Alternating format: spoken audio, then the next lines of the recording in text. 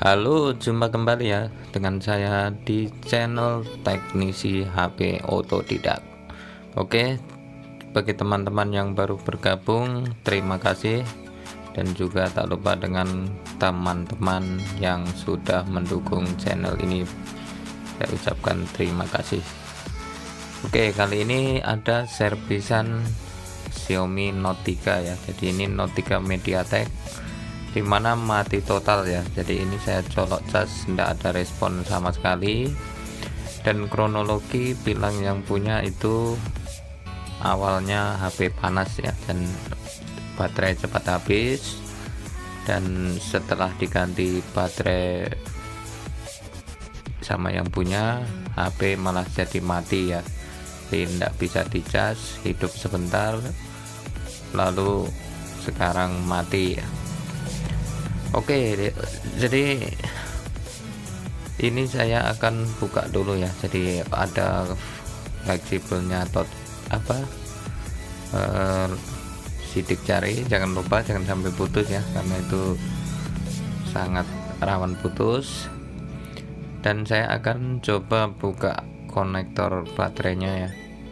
Jadi untuk Note 3 MediaTek seperti ini. Nah, ini kan baterainya masih baru ya, namun bukan bawaan aslinya, dan ini sesuai yang dibilang yang punya pernah baru diganti ya. Jadi malah HP hidup sebentar lalu malah mati ya. Oke, jadi pertama-tama saya akan cek hambatan dalamnya ya. Jadi seperti apa, apakah HP ini ada short atau tidak ya, karena kronologi awalnya bilang yang punya panas ya. Oke, jadi saya akan tempelkan di konektor baterainya, hitam ke negatif, yang merah ke positif ya, harusnya bergerak. Coba, nah ini kan bergerak ya, berarti hambatan dalam ada. Dan saya akan coba balik ya, jadi yang merah ke negatif, yang hitam ke positif, harusnya tidak bergerak. Namun di sini kita lihat jarum avometer saya bergerak ya, jadi nah seperti itu. Nah itu kan berapa strip ya, 2 strip sekitar 0,4an gitu ya. Oke, jadi ini sudah dipastikan short ya. Jadi sebelum ditekan on sudah terjadi short ya. Jadi intinya sudah short sebelum tekan power ya. Jadi biasanya seperti ini short di daerah V-pad ya, dan mungkin bisa jadi di area cas, bisa jadi di area PA, bahkan bisa di Bluetooth, area IC power bisa juga ya. Jadi namun di sini kalau melihat kronologinya seperti itu, kita fokus ke IC cas ya. Dan ini di positif baterai saya pasang kabel ya, jadi untuk mempermudah nyepit power supply-nya. Dan sekarang saya akan coba tes pakai power supply ya. Jadi apakah ini ngangkat jarum power supply-nya? Kita lihat sebentar. Nah, di sini belum saya tekan on sudah naik ke 0,4 ya, atau 400 miliampere ya. Jadi 0,4 ampere. Berarti sudah dipastikan ini short ya. Jadi biasanya seperti ini sudah ada yang panas ya kalau sudah short sampai 0,4. Jadi untuk menganalisanya saya akan lepas ya. Jadi saya lepas semua konektornya, jadi biarkan hanya mesin yang bisa diceknya, karena kita tidak tahu apakah short itu tadi dari konektor yang bermasalah atau memang rangkaiannya, dan tentunya banyak faktor ya, karena kita belum tahu juga. Maka dari itu saya akan lepas semua, dari baut-bautnya saya lepas. Dan yang pasti untuk mengecek pakai power supply seperti tadi ya, jadi kalaupun ada yang panas, jadi kita lebih mudah untuk menemukannya ya. Jadi bagian mana yang panas ya kalau kita lepas seperti ini. Lain halnya dengan terpasang ya, jadi maka akan agak kesulitan menentukan yang panas. Oke, dan di sini ada lem ya di bawah CPU, ada lapisan yang terhubung ke kamera, namun tidak masalah, hanya lapisan tembaga ya. Oke, dan coba saya akan bersihkan dulu ya, siapa tahu karena korosi ataupun, namun di sini saya lihat bersih, tidak ada masalah ya. Dengan di kaleng-kaleng juga tidak ada masalah, tidak ada bekas air ataupun apa ya. Jadi cuman kotor-kotor debu saja, namun tidak ada bekas air ya di sini. Oke, dan saya akan lepas semua ya, terutama kamera ya. Ini coba saya lepas, oh nggak bisa dilepas nih. Nah, dan kita cek lagi ya. Jadi untuk memastikan apakah masih ada short, nah, seperti tadi yang hitam ke positif ya, di prop hitam ke positif, yang merah ke ground, apakah masih, oh dan ternyata masih short ya. Di situ jarum masih menunjukkan short. Nah, walaupun saya lepas fleksibel semua, namun masih short, berarti memang short dari rangkaiannya, bukan dari fleksibel tadi.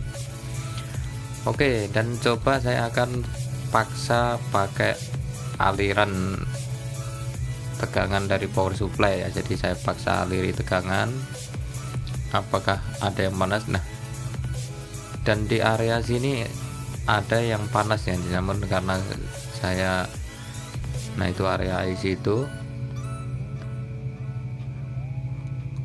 saya coba fluk, walah malah kebanyakan ya.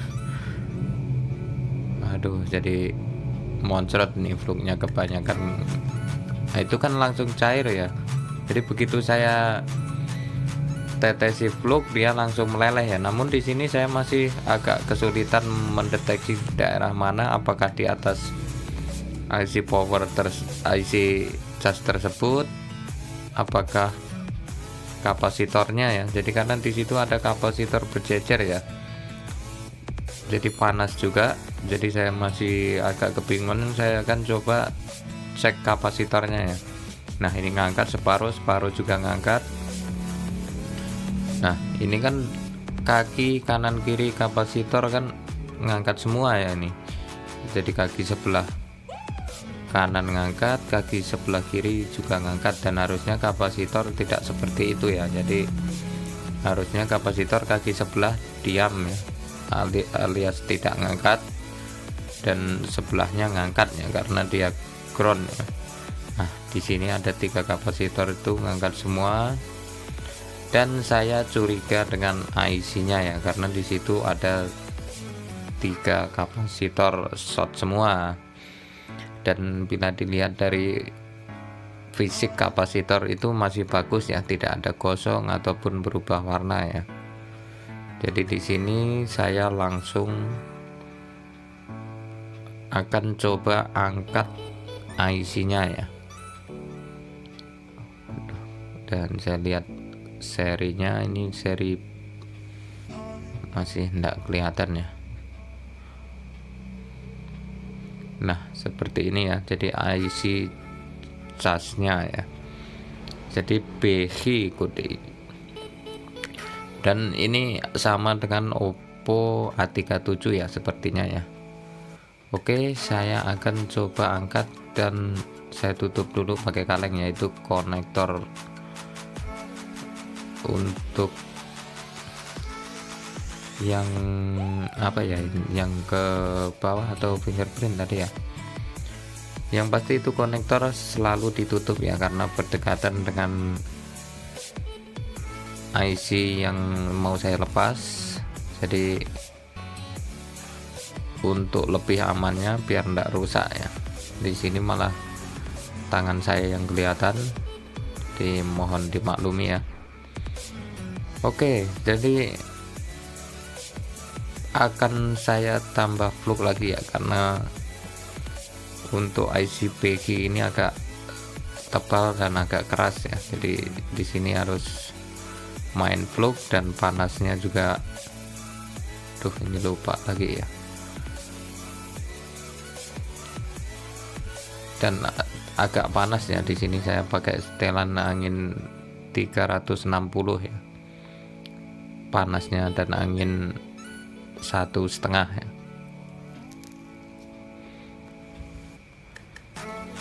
Oke, saya akan blower lagi dan kita tunggu berapa detik. Nah, ini sudah terlepas IC-nya. Nah, di situ karena tengahnya ada timah ya untuk IC cas Note 3 ini, jadi ada timah juga yang lebar di tengah itu. Nah, ini yang di tengah. Nah, ini terkadang nyuruh untuk sulit dilepas ya, jadi penyebabnya karena timahnya banyak ya. Jadi walaupun IC kecil namun agak keras untuk dilepas ya. Jadi seperti IC RF, seperti IC PA, nah seperti itu ya. Oke, jadi saya akan coba kembali ukur lagi kapasitor dulu ya, kita ukur lagi yang kapasitor tadi. Nah, ini kan sudah tidak short ya, di merah saya kasih ke ground. Ini kan kaki sebelah sudah tidak ngangkat, berarti sudah dipastikan kapasitor tadi short karena IC tersebut ya. Jadi langsung saja saya ganti dan saya ratakan ya, jadi yang tengah itu biar rata, nanti kalau dipasang biar yang kaki-kaki pinggirnya nyentuh ya, karena enggak kena ganjal timah yang di tengah, jadi minimal rata ya. Oke, dan sudah saya siapkan IC copotan dari Oppo ya, ini Oppo A37 saya ngambilnya. Nah, ini IC yang lama yang sudah rusak tadi. Dan untuk pemasangan seperti biasa ya, jadi saya kasih flux sedikit saja, tidak usah terlalu banyak untuk mempermudah, karena ini IC kecil, nanti kalau terlalu banyak flux malah susah untuk mempresisikan ya.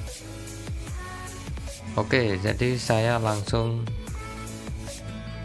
taruh seperti itu ya, jadi enggak pakai apa-apa lagi, dan cuman cukup di IC saya tambahkan seperti tadi, saya gosok-gosok ratakan, begitu juga yang di PCB nya ya. Nah, ini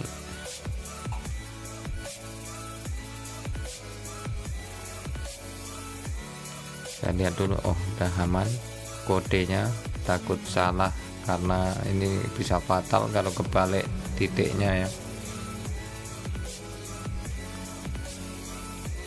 karena ini IC cas, jadi kalau salah titik atau salah penempatan malah jadinya short seperti awal tadi ya, jadi mungkin malah ke IC power ya, karena ini IC cas kalau nge-short ya. Oke, jadi langsung saja saya akan blower dan saya tutup kembali seperti tadi biar aman konektornya. Dan untuk setelan ya masih sama ya, jadi untuk kawan-kawan silahkan disesuaikan ke setelan blower masing-masing. Oke, saya tambah flux lagi, sudah saya blower berapa detik, dia udah lumayan nempel namun belum sempurna, saya tambah lagi vlognya. Jadi seperti itu ya kalau saya biasa masang, dan saya tunggu. Jadi untuk itu ya digoyang-goyang seperti ini ya, jadi agar panasnya merata. Dan saya pastikan sudah presisi ya, jadi ini masih agak miring di pojoknya, enggak pas. Oke. Dan sudah saya pastikan presisi dan melekat sempurna ya ini. Dan seperti biasa saya akan kasih kipas ya, jadi biar cepat untuk pendinginannya. Karena untuk di IC ini harus memang benar-benar dingin ya, jadi kalau sudah IC dingin baru kita aliri tegangan ya, karena terkadang habis ganti IC masih panas, kita tidak sabar langsung dialiri tegangan, kadang malah merusak IC tersebut ya. Jadi sudah panas karena kena tegangan jadi malah rusak ya, jadi saya dinginkan seperti ini dulu biasanya, dan baru saya tes apakah masih ngesot apakah enggak, dan saya lihat-lihat sudah presisi, enggak ada yang miring atau seperti apa ya, jadi sesuai dengan tempatnya semula. Karena ini IC-nya agak tebal jadi agak awet ya panasnya ya, jadi ya mohon disabari ya. Oke, jadi untuk penanganan kasus seperti ini ya lebih mudah ya daripada shot setelah on ya, karena ini shot sebelum di on kan dan shotnya segitu maka panas akan terdeteksi ya. Beda halnya dengan shot yang kecil ya, maka akan sulit sekali untuk mendeteksi. Oke, jadi setelah saya ukur pakai multitester sudah aman ya, jadi kita tinggal tes sekali lagi pakai power supply ya. Jadi apakah kalau di power supply masih panas apakah enggak yang di IC tersebut, dan ini saya coba sudah aman, tidak ada hangat ataupun panas di IC yang tadi ya, karena memang sudah di kapasitor tadi sudah dipastikan tidak short, dan konektor baterai sudah aman dari shortnya, jadi sudah tidak ada panas seperti yang semula tadi ya. Oke, jadi langsung saja saya tes pakai baterai saja ya. Jadi saya akan pasang, ini banyak ganjalan,